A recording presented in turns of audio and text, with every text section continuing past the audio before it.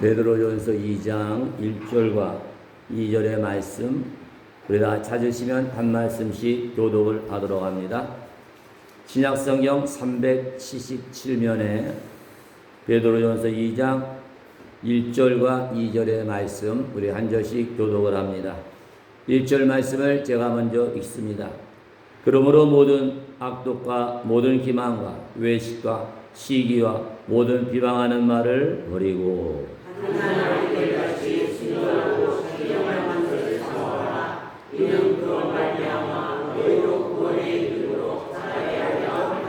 아멘. 기도드립니다. 자비로우시고 은혜로우신 하나님 아버지, 오늘 거룩하고 복된 주일 오후 시간에도 은혜의 자리, 말씀의 자리, 성령 충만한 자리, 복된 자리로 발걸음 인도하시니 감사합니다. 오늘 우리가 전심을 다해 하나님을 찬양했습니다. 하나님 기뻐 알아주시고 영광을 돌리게 하여 주시옵소서. 우리가 마음을 하나로 만들어가지고 하나님 앞에 합심해서 기도했습니다. 이 기도에 저들의 믿음이 담겨 있습니다. 저들의 눈물과 정성과 땀이 담겨 있습니다. 이 부르짖는 기도 기뻐 알아주시고 하나님의 그 가운데 저의 삶 가운데 놀라운 하나님의 축복과 영광이 넘치는 승리하는 귀한 삶들이 다 되게 하여 주시옵소서. 오늘도 말씀을 통해 은혜 받기를 원합니다. 말씀으로 나를 다스리기를 원합니다. 말씀의 방망이로 내 속에 낙하고 들은 것이 다 무너지기를 원합니다. 말씀 때문에 성령께서 강하게 역사하여 주시어서 그 말씀의 능력으로 내 속이 다시 한번 정결케도 거룩하게 하는 귀한 은혜와 축복이 넘치는 시간이 되게 하여 주시옵소서. 예수님의 이름 믿고 감사하며 간절히 기도하옵나이다. 아멘. 할렐루야. 오늘 시간에도 하나님의 말씀의 은혜와 축복이 우리의 충만히 임하게 될 줄로 믿습니다. 우리 옆에 분들 분 한번 인사하시기 바랍니다. 오늘도 말씀으로 큰 복을 받으시기 바랍니다. 아멘. 말씀드릴 때 그 말씀이 여러분을 다스리는 귀한 이러한 성령의 큰 은혜가 여러분 오늘도 말씀 듣는 자리에 체험되시기를 간절히 바랍니다. 우리가 지난 시간에는 우리 마음속에 나도 모르게 마귀가 진쳐놓은 5가지 어둠의 견고한 진 가운데에서 우리 세 번째 외식에 관한 말씀을 통해 우리가 지난 시간에는 은혜를 나누었습니다. 저는 이 시간에 잠깐 복습을 하도록 합니다. 이러한 외식에는 2가지 의미가 있다고 그랬죠. 첫 번째는 마태복음 6장에 나오는 외식이죠. 이것은 형식적인 이제 외식이죠. 또 하나는 마태복음 이제 7장에 나오는 외식인데 이것은 지식적인 외식. 내가 가진 지식을 가지고 이와 같이 외식하는 이러한 잘못을 범한다는 것이죠. 그럼 먼저 마태복음 6장에 나오는 형식주의에 사로잡힌 외식이라는 건 어떤 겁니까? 이건 다시 말하면 이중적인 인격이죠. 또 이중적인 삶을 살아가는, 쉽게 말하면 겉과 속이 다른 삶을 살아간다는 것이죠. 저희를 신앙적으로 말하면 경건의 모습은 있지만 경건의 능력은 없죠. 겉으로 보면 하나님의 거룩한 자녀, 겉으로 보면 멀쩡한 목사인데 그 속에는 하나님의 말씀의 능력이 없죠. 기도의 능력이 없습니다. 찬송의 능력이 없습니다. 전도의 능력이 없습니다. 그래서 껍데기만 예수 믿는 사람은 껍데기만 목사지 그 속에는 다 깡통과 같이 비어 있다는 것이죠. 그래서 예수님이 당시에 가장 기도 많이 한다는, 금식까지 한다는 바리새인들을 가리켜서 너희들은 회칠한 무덤이다. 겉은 신앙생활 잘하는 것 같은데 속은 다 썩어서 뼈다구 같은 것으로 가득 차 있다. 예수님이 심하게 책망을 했던 것입니다. 왜 우리 예수님은 우리의 마음속까지 꿰뚫어 보시는 전능하신 하나님이기 때문인 줄로 믿습니다. 그 당시에 바리새인은 누가 봐도 정말 신앙생활 잘하는 사람이었죠. 한 달에 한 번 금식하는 것도 쉽지 않죠. 1년에 한 번 금식하는 것도 쉽지 않습니다. 일주일에 2번씩 그들은 금식을 했다는 것입니다. 그래서 겉으로 보면 말하는 것도 성스러운 말만 합니다. 경건한 말만 합니다. 행동하는 것도 아주 거룩한 이러한 삶을 살아간다. 내 문제는 그 마음속에는 세상에 온갖 추하고 들은 것과 탐욕은 다 가득 차 있다는 것이다. 그 다음에 마태복음 7장에서 말씀하고 있는 외식은 바로 지식주의, 지식을 가지고 다른 사람을 판단하는 외식입니다. 그래서 마태복음 7장 1절에서 5절에 보면 예수님이 말씀하셨죠. 비유로 내 눈 속에 들어있는 들보, 큰 통나무는 보지 못하고 다른 형제의 눈 속에는 작은 티를 뽑으려고 하는 행위를 가르쳐서 외식이다 이렇게 말씀하셨어요. 이건 예수님이 다른 사람이 눈에 있는 티를 보고 못 볼 척하라는 게 아니죠. 다른 사람의 잘못된 걸 권면하려면 내 속에 있는 그 사람보다 더 큰 악하고드는 것들을 먼저 회개하고 깨끗한 후에 다른 사람들을 깨끗하게 하는 일에 힘써라, 이 뜻이 담겨져 있는 줄로 있습니다. 그러면 내 속에 정말 이러한 외식이 있는지, 내 속에 정말 다른 사람보다 더 악한 것이 있는지, 또 겉과 속이 다른지, 껍데기는 하나님의 자녀인데 속에는 악한 것이 들어차 있는지 뭘로 알 수 있다고 그랬죠? 바로 여러분과 제가 하나님 말씀 들을 때, 설교 말씀을 들을 때, 이 말씀이 이 시간 나에게 주는 말씀이나 깨닫는 은혜가 있어야 되는 줄로 믿습니다. 근데 그 말씀은 나에게 주는 말씀이 하나예요? 아니에요. 말씀 듣는 것마다 나는 상관이 없고 다 내 주변에 있는 사람들이 들어야 될 말씀이다. 이렇게 생각된다면 내 속에 뭐가 있는 겁니까? 겉과 다른, 속이 다른 외식이, 악한 것이 들어가요. 또 내 속엔 더 나쁜 것이 있으면서 다른 사람의 잘못을 보고 비판하는 이러한 외식이 있다는 것을 우리가 깨닫는 지혜가 있으시길 간절히 바랍니다. 여기까지가 우리가 지난 시간에 은혜 받은 말씀에 대한 요약입니다. 오늘은 5번째, 4번째도 마귀가 내 속에 뒤쳐놓은 어둠의 견고한 진 중에 4번째 바로 시기하는 것, 시기에 관한 말씀을 통해 은혜 받는 귀한 시간 되시길 간절히 바랍니다. 그래서 시기한 정체를 확실히 아시고 그 정체를 시기를 다 무너뜨리는 귀한 시간 되시기를 간절히 바랍니다. 그러면 성경에서 말씀하고 있는 시기란 건 어떤 걸까요? 그래서 내가 뭔가를 자꾸 소유하려고 하는 이기적인 욕망, 욕심을 가리켜서 시기한다는 것입니다. 이 시기라는 성경에서 말씀하고 있는 이러한 뜻을 잘 이해하기 위해서는 우리가 질투라는 말, 이거와 연관시켜 볼 때 시기란 게 이런 거구나 깨닫는 은혜가 있으시길 바랍니다. 질투는 어떤 겁니까? 우리 잘 알죠?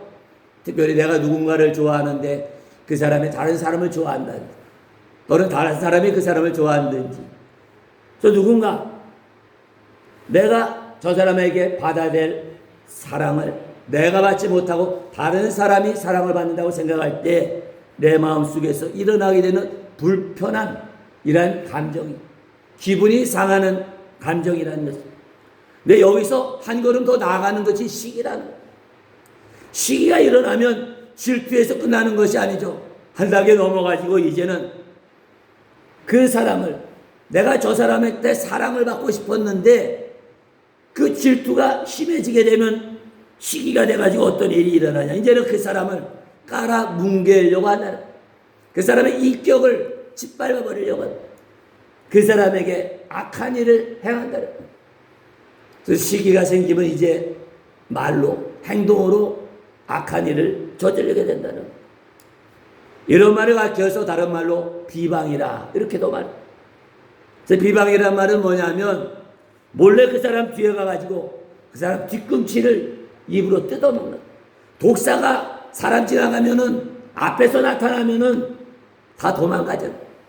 숨어 있다가 그 사람 뒤에서 발꿈치를 꽉 무는 것과 똑같다는, 나는 상상치 못하는데 저 사람이 시기심 때문에 나에게 악한 일을 행한다는 것이죠.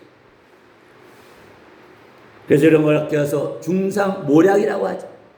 저 사람이 안 한 일도 했다고 뒤집어시, 또 하는 일을 어떤 일을 해서도 자꾸 가로막고 방해하죠.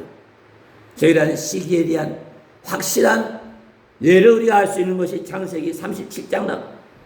여기 보면 형제들 간의 시기심이 심해지면 얼마나 무서운 일이 일어나는가 말씀하고 있죠. 여기 보면 요셉의 형들의 시기 때문에 얼마나 끔찍한 일을 당했는가 분명하게 말씀하고 있습니다.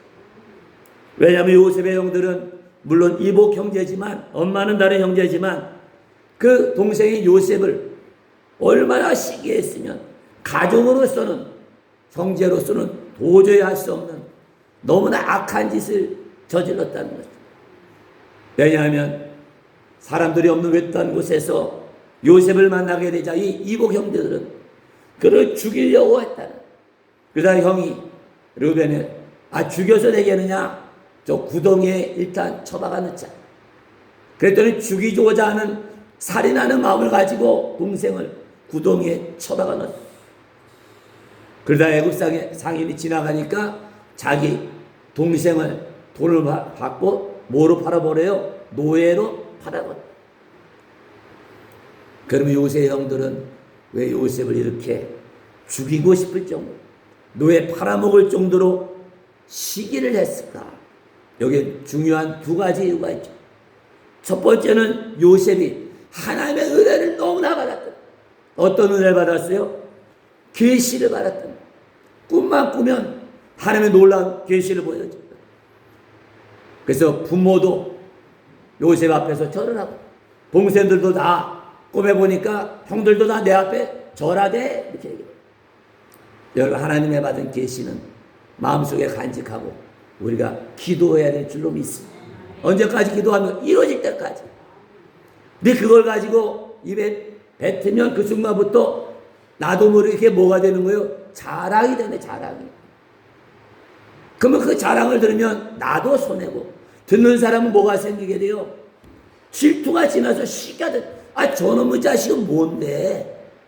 나도 하나님 믿는 사람인데 나는 잠을 자도 개꿈만 꾸는데 저놈한테는 왜 저런 계시가 내리는 거예요? 아주 안이꼽게 여긴다. 그러면서 속으로 저놈의 자식이 거짓말하는 건 아니야. 이제 거짓말하는 의심죄까지 범하게 된다는.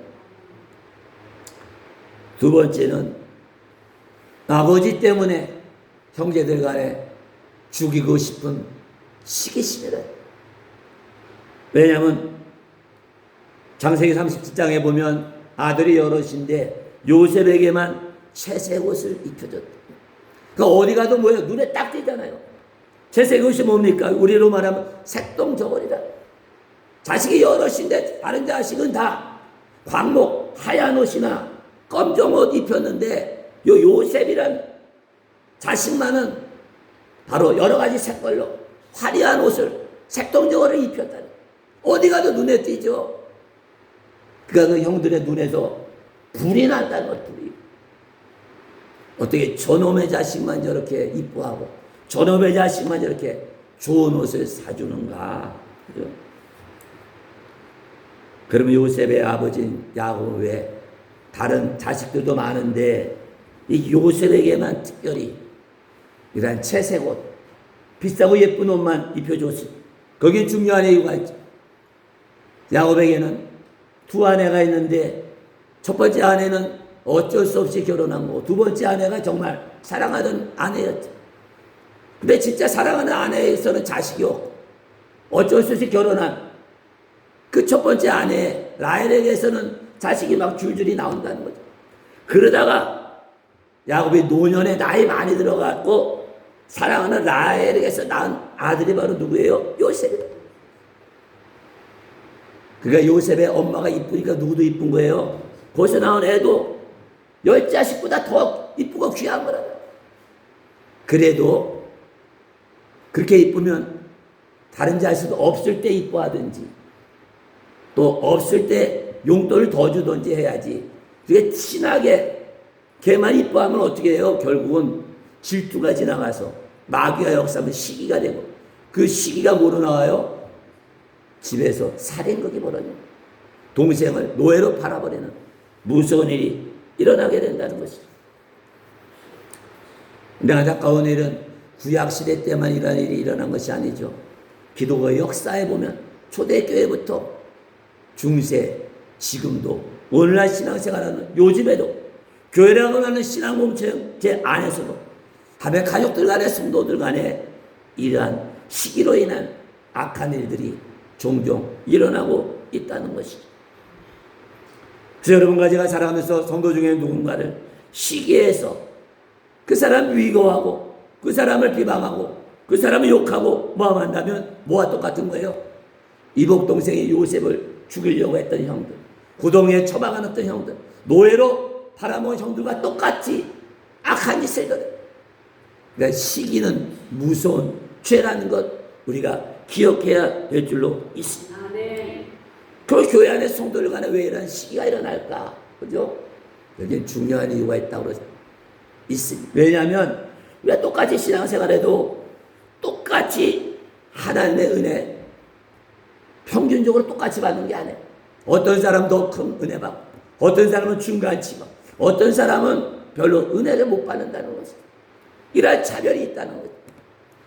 그래서 누군가 나보다 더 큰 은혜를 받게 되면 거기서부터 질투가 생기고, 더 심하면 시기가, 마귀가 역사한다는 거예요. 아, 저 인간은 왜 저렇게 큰 은혜가 임하는 거예요? 왜 나보다 더 많은 은사가 임하는 거예요? 똑같이 기도하는데 왜 그러는 거예요? 왜 그러겠어요? 거기에는 분명한 이유가 있는 줄로 있습니다. 그 사람이 하나님의 남보다 더 큰 은혜 받는 거 가만히 뒷짐지고 있는데 하나님이 은혜 받으라 하고 던졌겠어요? 남 모르는 눈물을 흘린 줄로 믿습니다. 남 모를 때 나가서 가슴 치며 목이 터지게, 또는 한나가 술 취한 것처럼 소리는 나지 않아도 심정이 찢어지는 마음 가지고 주여 날 죽이든지 살리든지 은혜달라고 간구한 줄로 믿습니다. 또 어떤 성도는 나보다 생활이 낫다는 거죠. 쉽게 말하면 더 수입이 낫다는 거죠. 똑같이 교회 다는데, 똑같이 신앙생활 하는데, 왜 저 인간은 저렇게 하나님, 나보다 더 삶이 낫도록 하나님 무질의 축을 뭘 주는 거예요. 그 사람 하나님이 차별해가지고 요셉의 아버지처럼 차별해서 그럴까요? 거기엔 다 이유가 있는 줄로 믿습니다. 우리가 축복받는 것 내 탓인 줄로 믿습니다. 왜 그랬습니까? 내가 하나님의 축복을 받을 만한 그릇이 작기 때문에. 자, 스스로 한번 고백하시기 바랍니다. 하나님의 복 받는 것은 내 탓입니다. 복 받는 것은 누구 탓이에요? 목사 탓 아니에요. 어떤 사람은 그런다고요. 아, 저 목사가 날 위해서 축복하지 않아서 내가 이 꼬라지로 산다. 성도 위해서 기도하지 않는, 복받지 않도록 축복 기도하는 목사가 어디 있겠어요? 문제는 강단의 목사가 기도하고 성도 여러분과 하나님의 복을 받을 만한 그릇이 만들어질 때 상상치 못하는 은혜와 축복이 임하게 되는 줄로 믿습니다.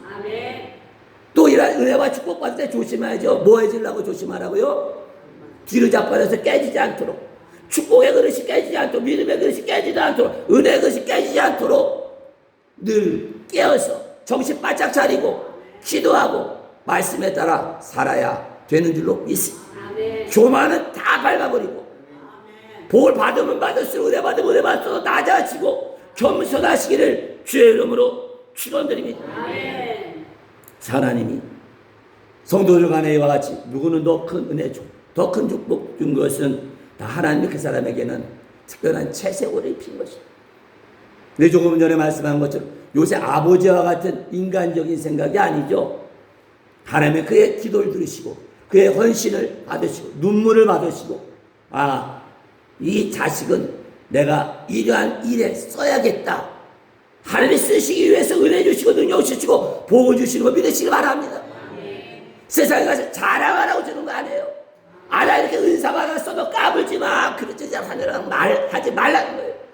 마귀짓 하는 거 아니에요. 내가 이런 복 받았어. 어디 가서 교만 떨지 말라는 거죠. 내가 이런 은혜 받았으니, 은사 축복 받았으니 하나님 뜻대로 쓰시기를 원합니다. 아멘. 벌레보다 못한 나를 불러주시고 세워주시고 은혜 주시고 능력 주시고 은사 축복 주셔서 쓰시려고 하니 감사합니다. 아멘. 내가 미련해서 깨닫지 못하오니 하나님의 뜻을, 하나님이 쓰시려고 하는 뜻을 깨닫게 하여 주시고 내 눈을 열어주셔서 하나님이 원하시는 것에 나에게 주시는 은혜와 은사와 축복 가지고 하나님 마음껏 쓰시오. 아멘. 기도할 수 있는, 결단할 수 있는 이러한 하나님의 기쁨과 영광이 되시기를 주의 이름으로 축원드립니다. 아멘. 하나님의 가정의 여러분과 저는 이런 나보다도 큰 은혜와 은사와 축복받은 성도를 바라보게 될 때 여러분은 정말 겸손한 마음으로 그 사람을 위해서 축복하시고 칭찬하시고 인정하시고 기도해 주실 바랍니다. 하나님 저 사람 교만해서 넘어지지 않게 하여 주시고 더 낮아지고 겸손하고 갈수록 또 하나님들의 귀하게 쓰임받는 우리 교회 복된 성도가 되게 하여 주시옵소서. 그래서 여러분도 그 사람의 신앙을 본받으려고 애쓸 수 있는 은혜가 있으시길 간절히 바랍니다. 그 기도하시기 바랍니다. 하나님, 나도 저렇게 쓰임받기를 원합니다. 하나님 나에게 믿음 주시고 은혜 주시고 은사를 주시고 복을 주셔서 나도 저 사람처럼 하나님 앞에 쓰임받게 하여 주시옵소서. 구하게 될 때 좋으신 하나님 우리의 기도를 들어주시고 아낌없이 부어주실 줄로 믿습니다. 여러분들 높은 곳에 바라보시되 세상 높은 것 바라보는 것이 아니라 여러분 나보다 신앙 좋은 성도 바라보시고 나보다 더 헌신하는 성도를 바라보시고 여러분도 그걸 기도 제목으로 삼으시고 그걸 뛰어넘을 수 있는 하나님의 놀라운 은혜와 축복과 은사와 영광이 넘치시기를 주의 이름으로 축원드립니다. 네, 이렇게 하지 않고 가장 시기하는 사람 입에서 나오는 게 뭐라고 그랬죠? 죄까지 깨닫지. 제가 뭐가 잘나서 꼴값을 떠느냐 이 마음 들어오면 아하 내 속에 마귀가 뭐 갖다 놓은 거예요? 시기라고 하는 악한 견고한 진을 쳐놨구나 깨달으시고 하나님의 회개하시고 성령의 불로 말씀의 불방망 내 속에 있는 어둠의 악한 시기의 진을 무너뜨려 주셨다. 기도하시기를 바랍니다. 그래서 내 속에 있는 시기 악한 거 다 무너뜨리시고 새롭게 말씀으로 세우시고 믿음으로 세워서 여러분 하나님 주시는 놀라운 은혜와 믿음과 은사 축복 가지고 갈수록 하나님의 일에 귀하게 쓰임받는 존귀하고 영광스러운 복된 하나님의 자녀들 되시기를 간절히 바랍니다. 오늘 말씀을 마무리합니다.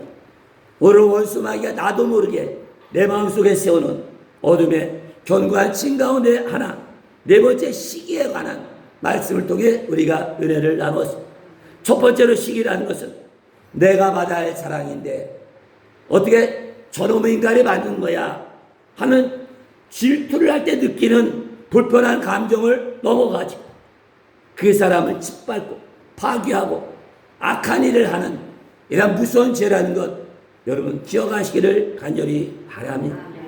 내 마음속에 저 사람 조금이라도 시기하는 마음이 있으면 즉시 회개하고 예수 이름으로 다 물리치시기를 간절히 바랍니다.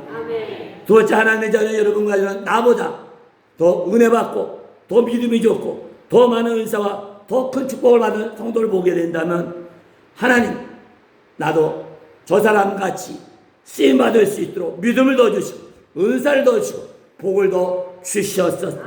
주님 앞에 쓰임받기를 원합니다. 구하시기를 바랍니다.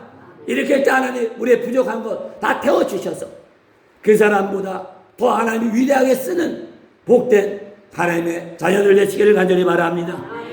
두 번째 교회 안에서 이와 같이 우리보다 더 큰 은혜와 은사와 축복받는 사람을 보게 될 때 그 사람을 신앙을 인정해 주시고 격려하고 칭찬할 수 있는 은혜가 있으기를 간절히 바랍니다.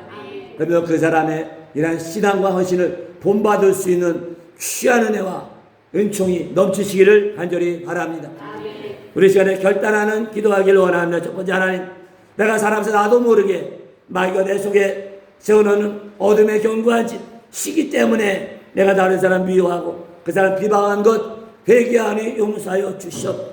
두 번째 성도들 나보다 더 큰 은혜와 축복받은 성도를 보게 될 때 겸손한 마음으로 그 사람의 신앙을 본받을 수 있는 이러한 은혜가 임하게 하여 주시고 그걸 놓고 하나님 앞에 부르짖어 기도함으로 말미암아 하나님께 영광을 돌려 귀하게 쓰임받는 은혜로 복된 축복의 사람이 되게 하여 주시옵소서.